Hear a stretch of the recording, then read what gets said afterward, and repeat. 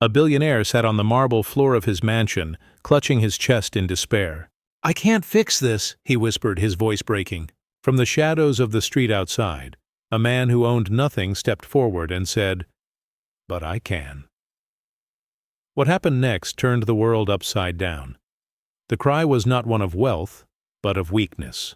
The billionaire's voice cracked through the night, trembling with panic as he sat alone in a house of glass and gold. His body trembled, his mind unraveling. He whispered, almost pleading with the silence around him, "I can't fix this." Outside the gates, in the biting cold, a man wrapped in a torn coat lifted his head.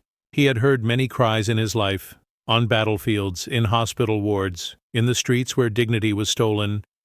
But this one was different. He stepped forward, his voice calm, steady, and filled with something the billionaire had never felt before. "But I can." The billionaire turned. His eyes met the stranger's. In those eyes was no greed, no judgment, only a quiet strength, the kind carved by years of pain and endurance. The man standing there had nothing to his name, and yet he carried himself like someone who had survived everything. This man had once worn a uniform, a soldier who had stood in deserts where the air itself burned, and in forests where silence was the loudest sound.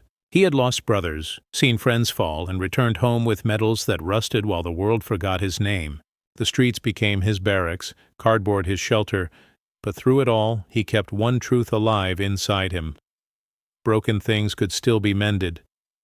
Every night he remembered faces that no longer breathed, the sound of boots marching beside him, laughter that was swallowed by war, promises that dissolved into gunfire. He carried their voices in his chest like living echoes. It was why, even in hunger, even in cold, he looked for things to fix. An abandoned bike for a child, a broken chair for a diner, a torn coat for someone colder than him. His hands had purpose when the world thought he had none.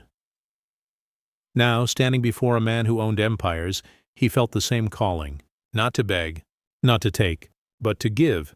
The billionaire, drowning in his own fortune, had built walls higher than any battlefield fence. People praised him when cameras flashed, but in truth, he was alone. Success had stolen his sleep, fear had choked his heart, and despite every possession, he was empty. He was surrounded by people who wanted his power, his wealth, but not his soul. That night, for the first time, someone saw him as just a man in need. The soldier knelt, not in weakness, but in silent strength.